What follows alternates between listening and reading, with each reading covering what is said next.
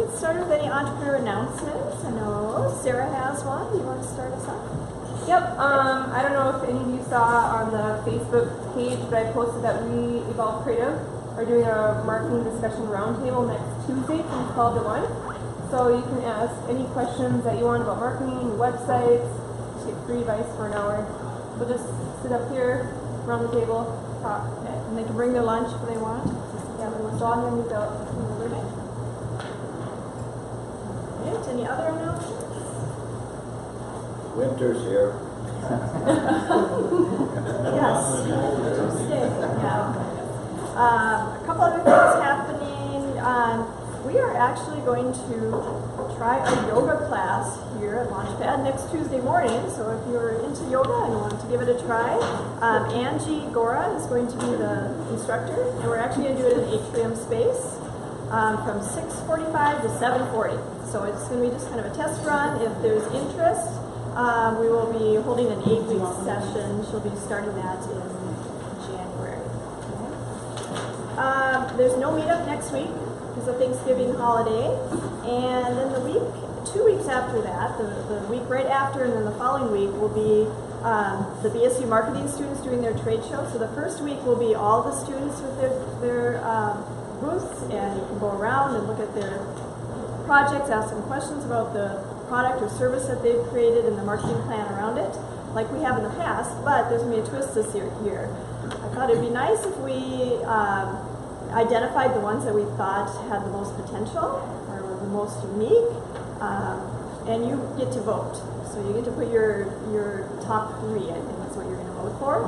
And then those top 3, or at least 1, 2, 3 of them, will come back the following week so we can actually have a more in-depth discussion with them.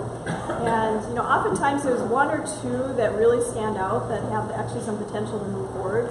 And there's sometimes 1 or 2 students within those groups that actually would like to move it to the next level. So not that everyone in that team necessarily has that intention, but sometimes there's, you just need 1, right? So we're going to give that an opportunity to try to develop that relationship with those students a little deeper. So it'll be the first week is just the overall trade show. The second week is bringing back the 3 that you guys felt were the top out of that. Okay. That is it for my announcements. No other announcements? Right. Julie, there's plenty of spots up front here. Grab a seat. All right, we're going to get started. I'm excited today. We get to be inspired by someone who has a lot of knowledge in business and life, and he's going to share his story with us.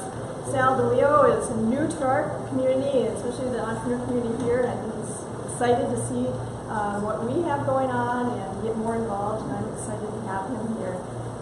He has founded the SD Consulting Group and is a business development consulting firm, and really enjoys working with entrepreneur communities and organizations. And he's going to be speaking today on the importance of keeping your priorities straight and integrity in business. So I'm going to let you tell your story. Sure. And thank you. Good morning, everybody.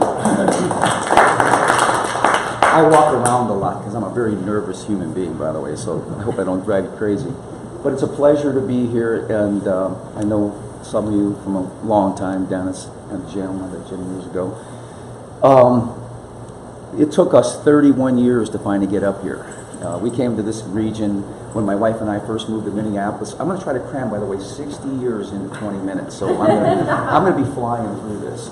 But we fell in love with this region when we brought our children were little. We went to a resort down between Park Rapids and Itasca State Park for the first time, and really got to know the communities of Park Rapids and Bemidji and Walker, and just always wanted to live here, but it was never financially possible for us to make the change. My wife is an audiologist, and I'm an entrepreneur, and have developed and became a business consultant. So it's a pleasure and an honor. Just this past spring, my wife retired after 44 years as an audiologist, and we moved to our property down on Lake George that we founded and built 20 years ago. We founded what we call St. Francis Lodge. It's a free retreat center that we built.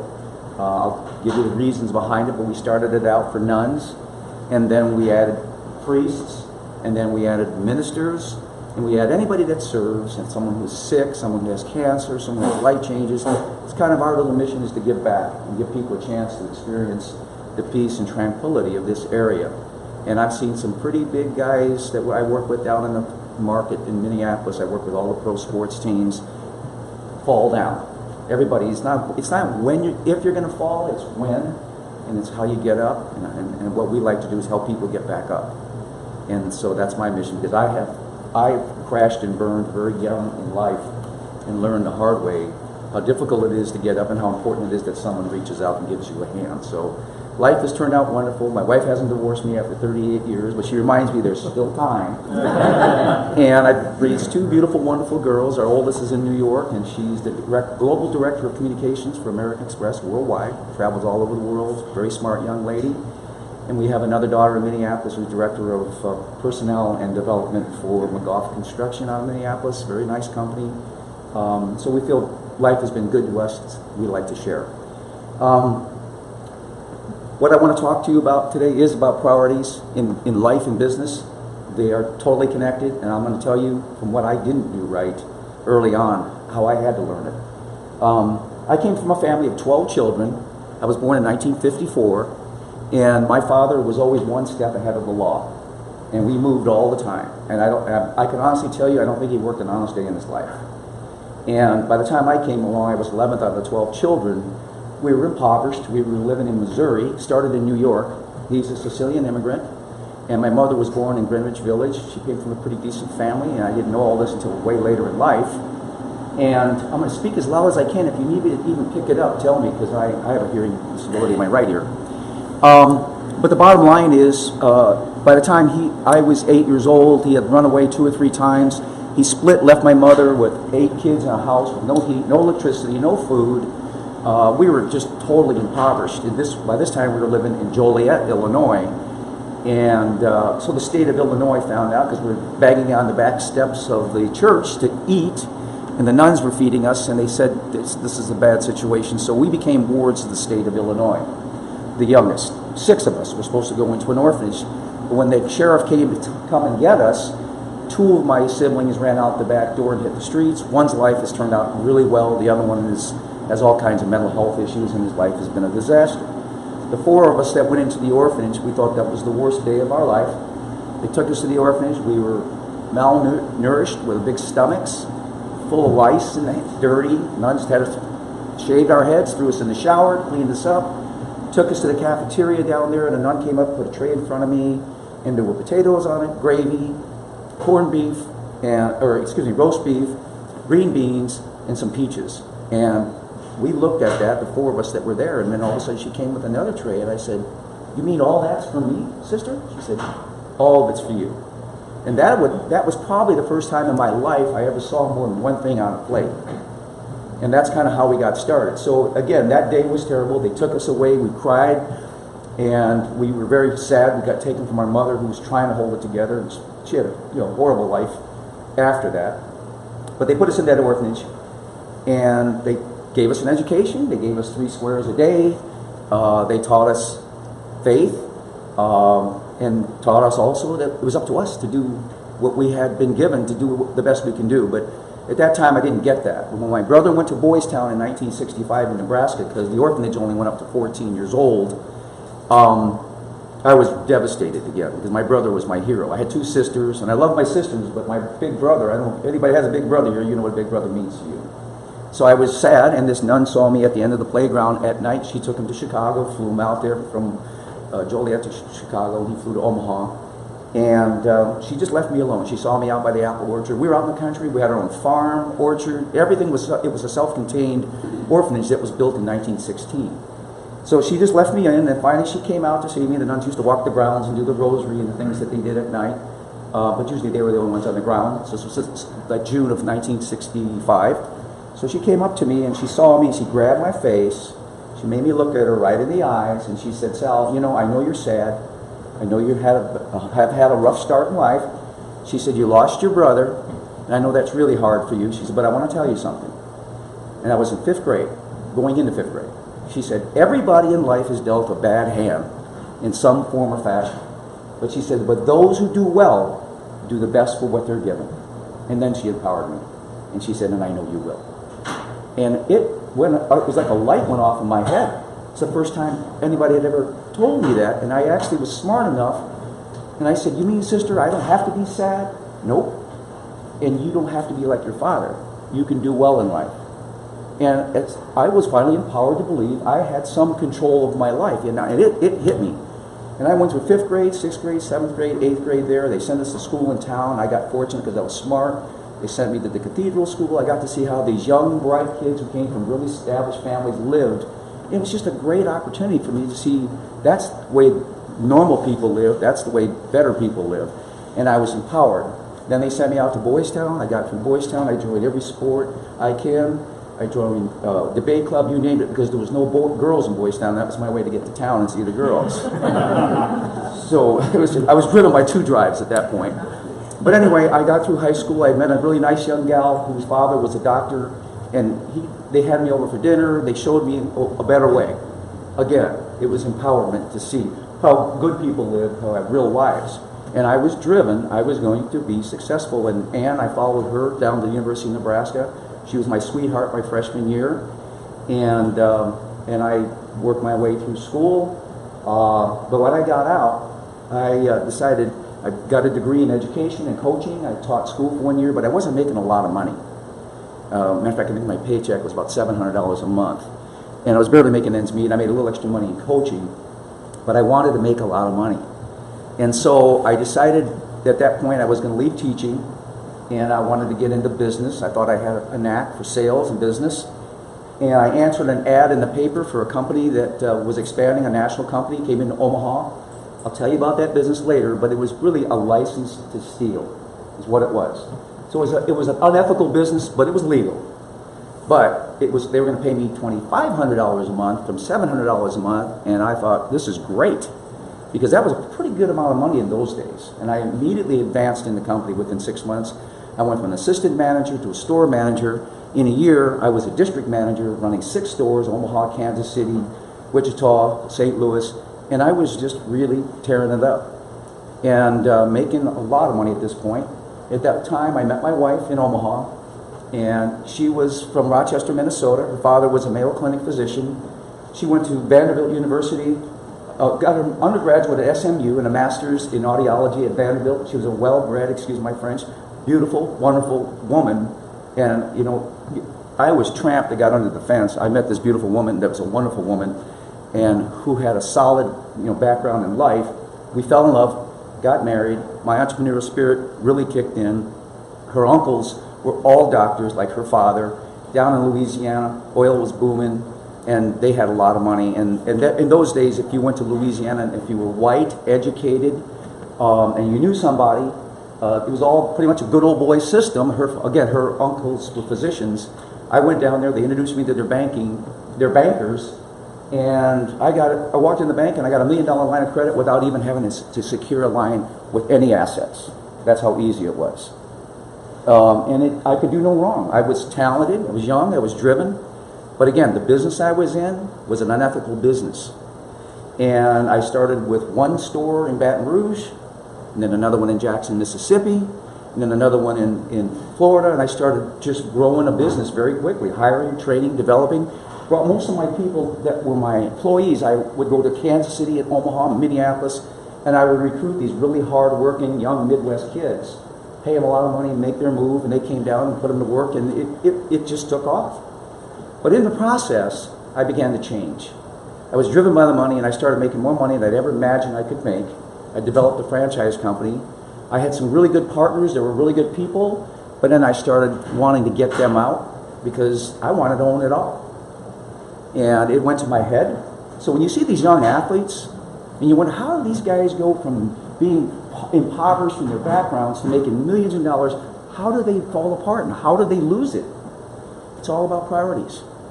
And in the process, when I was growing my company, I developed a franchise company. I was the guest speaker in the industry in Las Vegas, this young entrepreneur, 28 years old, making millions of dollars. I was a miserable human being inside. And I had a guy whose 40th anniversary, we just flew back to New Orleans on Sunday. We went down to see one of my very first friends. he went to Annapolis. His father was a brigadier general of World War II. David Treppendahl is his name. Dave is 69. And so he served his time. He felt he owed the country he was a very smart man. He was a nuclear physicist. And he was just out of spending his 7-year obligation to the military. And he was starting a commercial real estate business in Baton Rouge. And I needed to find my first building, and I was his first client. And because he found me my first business building, and I got started. We became friends almost immediately. He lived in a little apartment with his wife, and we just became friends. But as I started growing my business, he was developing his reputation of being honest, honorable, straight, do it right. Don't ever do it wrong. And, he's a human, but just doing it methodically the right way. I can tell you right now, Dave's net worth is somewhere between $400 and $500 million. He's built it into an empire of real estate, commercial, and residential development all throughout the South, Atlanta, you name it, Florida. And when everything was crashing in the last recession, Dave was buying everything up because he had all the cash and the money, and he had the financing and everything behind him. His reputation is what led him. So anyway, I actually hired Dave a couple years later when things were just going so fast for me to go to Dallas, because there was a guy in the same business I was in, and he had 26 of the same kind of stores that I had, and he was in financial trouble. And I knew that because I had seen his books and I'd heard it was for sale. Dave was doing, and he was an analytical mind, and he was really smart at looking at numbers and figuring out where the pitfalls were. So I hired him as a consultant to go with me to Dallas. We were sitting on the plane, and we were going through the numbers, and I said, now Dave, when we get there, you remember this, you let me do the talking. I want to smash this guy. I want to get him on his back. I want to get that thing for nothing. And Dave just put his paper down, and he looked at me, he goes, Sal, when I first met you, you were a pretty nice guy. And that's the only reason we became friends. He said, you've changed. And I did not need the money. I was making $100,000 a month. I had all these stores generating all this revenue, and I was in the television appliance rental business, which is a lousy business to be in. We were stealing from the poor. And that's why I hated myself, and then I started drinking. And then I started smoking a little pot during the day. I stopped watching my business. This was right about this time when Dave said that. And I looked at him and said, I hired you to come with me to Dallas to help me get this business. I don't want your opinion. I want you to just give me the numbers and get the numbers right. Make sure they're telling the truth. And so we got to the hotel. I went up to my room, and I sat down, and I looked at myself in the mirror, and I didn't like what I saw. And I said to myself, so he says, I don't have my priorities straight. So I called him down to his room. Dave, let me ask you a question. What are your priorities? He rattled them right off. God, family, friends, health, everything. Money was at the bottom of that list. And I had written mine down. Money, house, cars. Everything was about things and money. I thought that's what you needed to do. I wanted to get out of that insecurity. I was born as an orphan, and I thought money could do it, and it was not doing it. The next day we went to that meeting. I didn't squeeze the guy. In fact, I didn't buy the business. I said, let's go, we're flying home. And that began a real spiral for me down, and it got worse. For those of you who read my book, it hit total bottom. But I didn't know people operated their life with a set of priorities. Most of you in this room probably do. I didn't know there was an order. And those sets of priorities start with integrity. I did not have integrity. I wasn't living my life that way. My wife should have divorced me. Wasn't much longer where I stopped working, getting loaded all the time. My business started going down. The economy went down. Oil crashed. The banks that had lent all this money were calling notes left and right. I had a huge line of credit. Reagan just deregulated banking, so the banks that all I knew, Bubba and all the guys at the bank, all lost their jobs because the New York banks came in and bought them and made them accountable for their balance sheets. And mine was way out of whack by this point because it went down so fast. Very leveraged business. And it wasn't long before I was in bankruptcy and had to pack my bags. And everybody in town was after me. Most people hated me. My partners couldn't wait to get rid of me. And I paid everybody off I could. And my father-in-law gave us $8,000 and moved us to Rochester, Minnesota, just so he could get his daughter and the grandkids home so he could give his daughter the money to divorce me. And I was that low. The only person standing next to me was my wife and Dave Treppendahl in Baton Rouge. And I always remembered what he said about doing it right.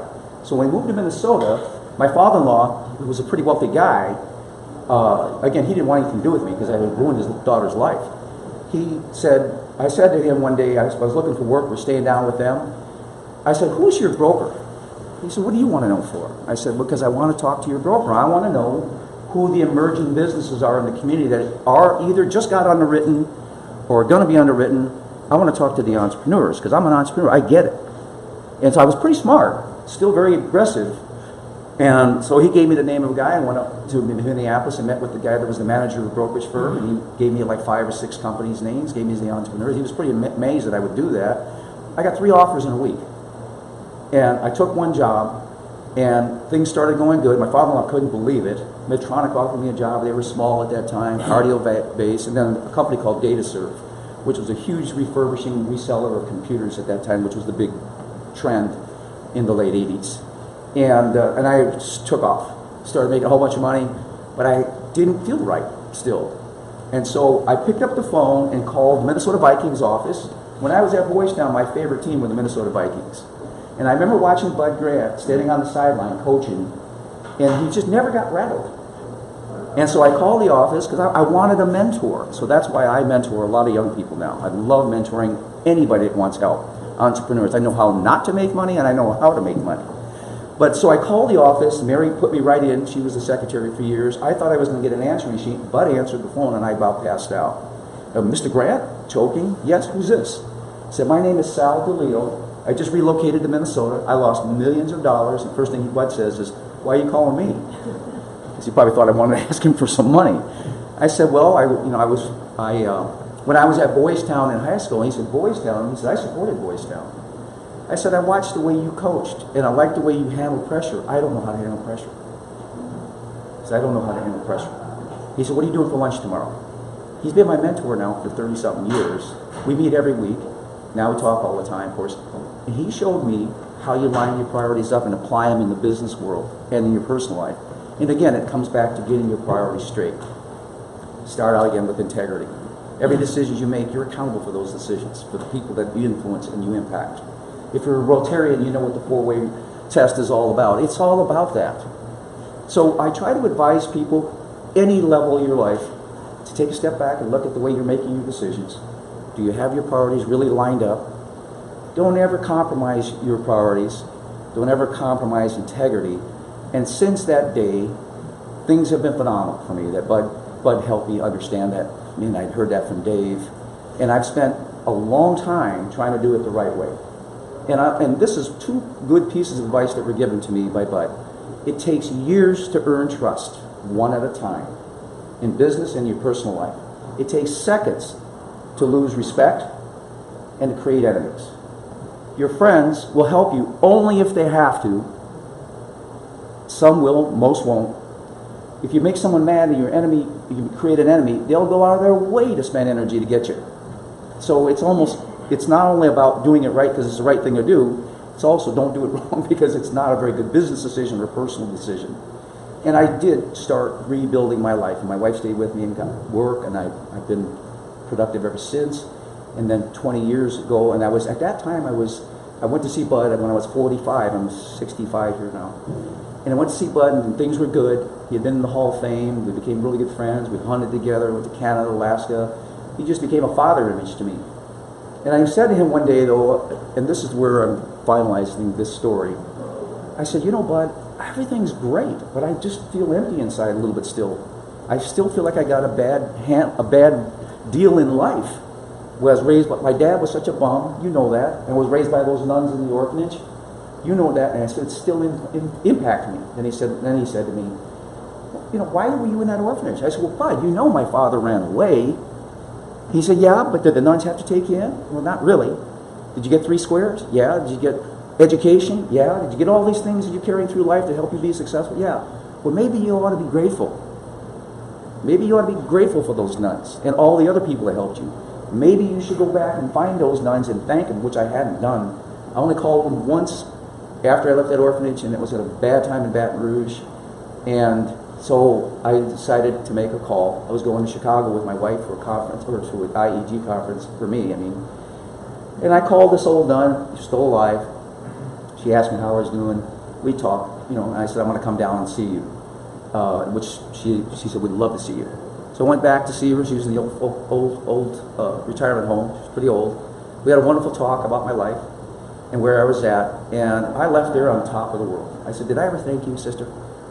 She said, I think you did. I think you did. And it started me on this whole thing on gratitude. So lining up your priorities is extremely important. But Bud made it clear to me there's one more step past being grateful and lining up your priorities and rebuilding your life. Pass it on. When you start giving, and you're grateful and you start giving, then you've hit success. Because it's amazing. So that's why we built this place here down on Lake George 20 years ago. Let's pass these around at St. Francis Lodge.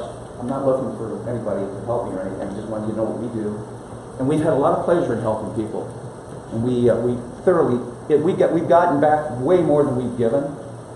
And so I empower people to be grateful, line up your priorities right, pass it on, share it.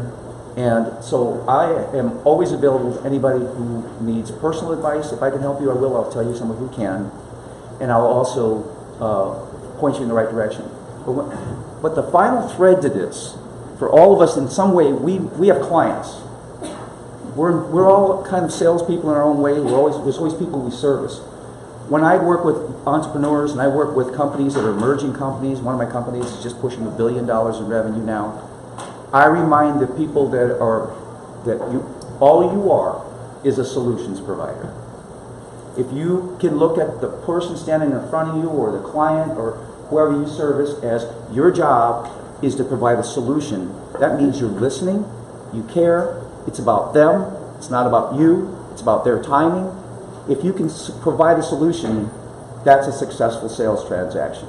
If you sell somebody a service or you sell them something that they don't need, that's not a sale, that's theft. I was in the theft business, if you will, in the television appliance rental business. So I leave you with that. In sales, when I work with salespeople, I try to completely have them rethink who they are. And it's a cultural change in a lot of companies. So if you have issues with salespeople, you have issues with yourself as far as where things are, then I'd be more than happy to sit down and spend a little time with you and your people. I won't charge, but I want to get them thinking. The person on the other side is more important than you. If you take everything through your life that way, because your priorities are lined up with integrity first, it just clicks. It just clicks. It doesn't happen right away, but it clicks, and over time, you don't always have to look over your shoulder and wonder who's after you and what you did wrong. So I just want to leave you with that. I know you all know that. I'm open to any questions. I've got books here. They're free for you. This was the classic first edition. Now we have a new edition, and I'd be happy to sign it. So any questions, anybody? There's a lot to push in about 20 minutes here. I apologize. I hope you see the value in it anyway, but I just think it's important to share that message. So if you hire people and with a certain process that you go through and for individual position, You know, what's your process? my process is pretty thorough. I want to know who that person is first. And of course, we got our hands tied. And I do a lot of placement at senior level, by the way, and all the way down to entry level if they need me to do that. It's very hard to find good people. Everybody in this room knows how challenging that is. You got to find out about the character. You can teach skills, but you can't teach character. And so you have to be able to ask the right questions to really understand their character. My brother and I were hunting with Bud in Alaska, and my brother kept asking, could I ask him this question? Go ahead. So my brother looked at him and said, Bud, how did you have such good teams? And he looked at my brother like it was a dumb question. He said, what do you mean? I always got the best players, but everybody could have got the best players. He said, yeah, but the first question I would ask him is, how's your wife? How's your kids? How's your mom? How's your dad?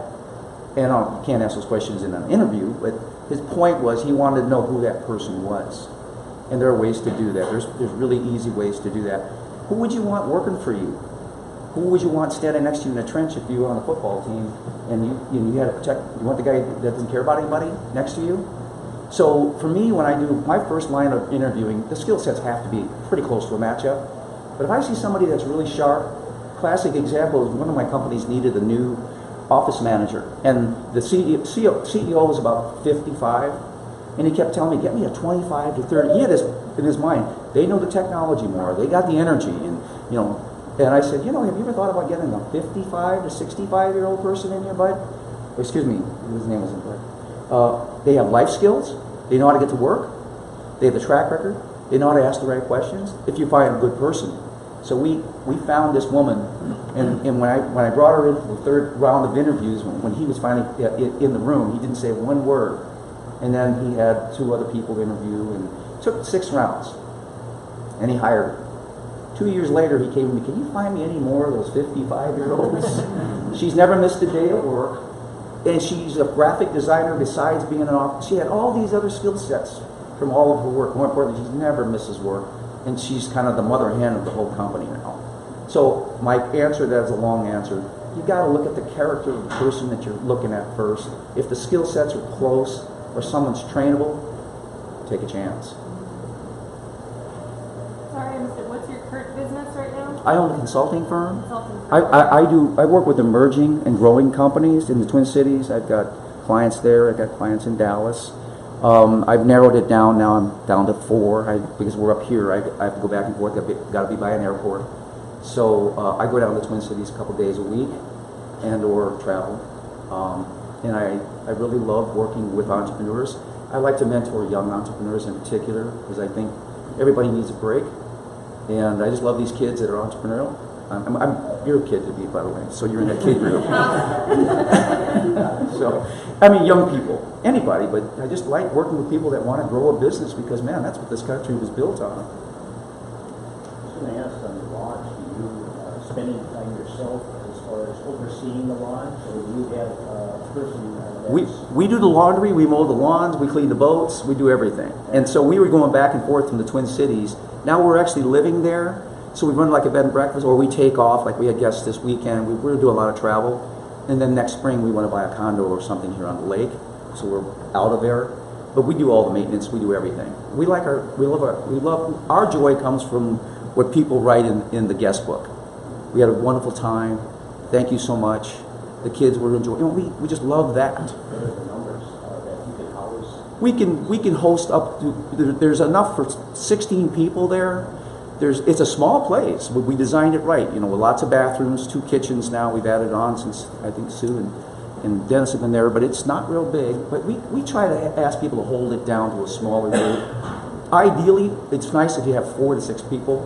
4 is even better because everybody almost has their own bathroom and it's private. Everybody has their own quarters. It's not a retreat center on like a hotel or a big. It's very private. It's all the way down to the end of New Milan Road at Lake George. If you are ever down in Lake George, please come by. There's a chapel on the grounds, grotto. And we don't make it open just for religious. It's for anybody that wants a break. I'll tell you this real quick. I have 2 friends who are in pro sports in Minneapolis. Very, very successful people. If I said their names, you would know them. Their lives came unraveled. One first and then the other. Lost their wives, lost their jobs. All right? And for years I would tell them, come on up, come on up. Both of these 2 people's lives were on the rocks. And they finally said, okay, I got to take time out and see where am I going. Both of them left, wrote me these beautiful notes. First time I ever even thought about resetting my compass in life. I was on a fast track to success. Things were good. Got knocked down, thank you. So that's our joy. What type of entrepreneurs do you work with? Well, a lot of different industries. First of all, McGough is into building a lot of Sanford's hospitals, real complex construction projects. As an example, you got Kraus Anderson here. I know those guys; they're great. They built the Sanford Center here. So hospitals, they build laboratories and universities all over the country. I just helped them open up an office in Dallas. I helped them open up North Dakota. We opened up North Dakota 4 years ago. We generated $300 million just last year out of North Dakota. We hired 22 really smart young people from University of North Dakota State Universities, engineers, project managers, designers. And so we're putting these young people to work. We're doing quite well over there. So that's one industry. I'm in the poultry feed industry of all things. And I love the ag industry because it's a very, people work together in the ag industry. They all have one goal. We got to feed the world. We got to keep the animals alive and healthy. So I like that. And then I'm in recycling industry. I've got a client in Twin Cities, and I'm now in the process of helping them open up the biggest recycling center in the world in Fargo. It's going to be about a $600 million building alone. It'll be about a $1.2 billion project. We're going to open up 5 of them: Fargo, Houston, St. Louis, LA, and Baltimore. Everything you could want to be recycled can be recycled, but it's going to be a research institute as well. So we're going to do a partnership with the University of North Dakota and North Dakota State University. We want those young environmental engineers. Are you saying we, so you feel like you're part of the company, like you really immerse yourself in it? Those are my people. Yeah. Those are my companies. Those entrepreneurs are my friends. And those employees are my employees. I absolutely take them personally. I want to help these kids. There's so many good people in companies right now. Like my daughter at American Express, you know, she makes a lot of money. She's living all over the world. They can't keep their $250,000 to $300,000 employees. They come in there 2 or 3 years, pretty high level, because they came from some other Fortune 100 company. They stay for 3 years and they move on. Now they're asking themselves why. Then I look at McGough Construction. My daughter works there. They have 3 generations of families who have been working for the family that owns it. That tells you the whole story. It starts at the top. And so your employees are your first, most important investment that you make because they're everything. So they are important to me. I hate to see people fall down too, and I see it a lot of times when I go in, the entrepreneur goes, this guy's been with me 20 years, he's not working anymore, and I'm paying him $275,000 a year. I want you to get rid of him. The first thing I tell him, I don't fire anybody, that's your employee. Why can't we save him? Why can't we try to save him? How much time and money would it take to replace the knowledge that this guy has? He probably lost interest because maybe you're not motivating him right, or maybe he just needs to come to Jesus talk. Whatever it is, something is causing him not to perform. But does he know he's at risk? Have you set up benchmarks to really measure? Have you sat down and done evaluations? I mean, people need to know when they're failing, and if you can help turn them around. And I'm turning around about 60 to 65% of people that in middle management with 3 companies that I'm working with now that they wanted to fire. They're so glad we didn't fire them. Then you have to get rid of bad people. That's a real challenge in this day and age. But again, without performance levels and measurements, how can you fire anybody? I find one of the fastest ways that small companies fall down is not doing employee evaluations. It's their own fault. And the employee suffers too, because they don't know where they stand. All of a sudden, I don't need you anymore because, you know what, I had enough of you. You haven't worked, you're not hitting your numbers. You're looking at me going, I've been asking you for a sales training seminar or sessions or help for a year now, and I'm still not able to advance because I need help. It's a two-way street. So I'm with a lot of different companies. Everybody's important to me in life, to be quite honest with you. And I think that all starts with that. I look at the leaders that I know, the guys that I know them at Cargill at the top, Medtronic at the top, Thrivent at the top, Brad Hewitt, who's just retired as the president, one of the greatest presidents of any company I've ever seen. He was supposed to be making $120 million a year for what he's produced, and that's about how much other CEOs are making on the same level of production for the size of the company. He paid himself $16 million a year because he wanted the rest of it all spread out with his employees. Didn't lose anybody, grew his company, made the right decisions when it was tough decisions. So again, I know everybody knows this, but I can tell you from my own experience, I didn't know that. I didn't operate that way. And it seriously cost me a lot of grief. I'm glad it happened when I was young. I was able to bounce back. But there have always been people along the way who've helped me. So my job now is to see if I can help other people. So if you have challenges in business, find a mentor. If you don't have a mentor, I mean, I'd be happy to mentor anybody here if I could help you, or at least find you one. We all need someone we can talk to and be safe. And people who own businesses typically keep everything close to their vest because they're the last ones to get paid, right? And they figure they can handle it on their own. From my experience, I couldn't handle it on my own. I needed some help. I still need a lot of help. And I still reach out to Bud. I still reach out to some really smart people I know. Right now, I'm working with Dave and trying to help bring in a company here to Bemidji because I want to help Dave. I want to help this community because this is a really cool community you got here. This is a neat little town. First time I heard this man speak, he got me so fired up. That's what really got me going. When I saw his vision statement for Bemidji, before the Sanford Center was built, and we were talking either downtown or on that lake, and I saw Jim's vision statement, I went, man, I want to be a part of that. And you don't see the steps, but I'm looking at this town from the outside, looking in now, even though I'm here. This town has really come a long way since I've been hanging around. This Sanford Center, what you've got for community, this meeting, these people, this is how it starts. I see this kind of like you said, this is like it was like a small Madison, Wisconsin back in 1940. Madison, Wisconsin's a really cool city if you've ever been there. You got the university, you got a lot of young, bright people in this town with a lot of opportunity. You got a darn nice little airport. I should say we have a nice little airport, nice university. I just think it's just ready to bust loose. We just got to get a whole bunch more people to know about it. Did you ever ask what Grant who his mentor is? It was his wife. Really was. Pat Grant. She was an unbelievable human being. She died 10 years ago of Parkinson's, and I saw him, he said her eulogy, and it was their whole life together. I've only seen Bud cry twice. You know, the last thing he said when he says his wife looked him in the eyes before she died, he said, "I love you, Bud." So Bud said those words and he got emotional. She was his rock. Just an amazing person. I'll throw this out. When I was younger, I was driven by a lot of things, including all kinds of stupid things. And again, I married a tremendous woman. I didn't meet Bud's wife until 2 years after we became friends, and I honestly thought he had this beautiful trophy wife, all dolled up, you know, and wearing glitter and stuff. I had no idea. Until we came back from a trip to the Keys, we were fishing in the Keys. He goes, "You need a ride home?" I said, "Yeah, I could use a ride." Van pulls up, out jumps little old Pat Grant, looking like just the rest of us, normal. Gave him a big hug, and I want to be like him. I thought he was, you know, he was motivated by all those other stupid things that I was motivated by when I was younger. So anyway, she was a real calming spirit, very bright woman.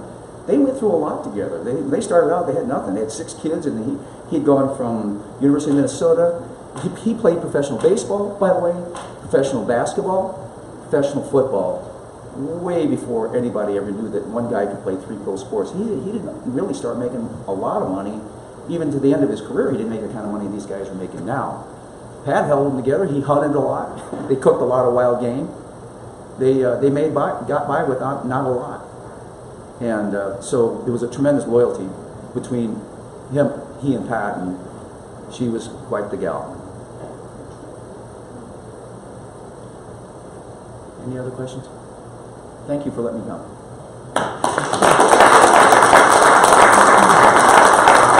Does anybody want to go?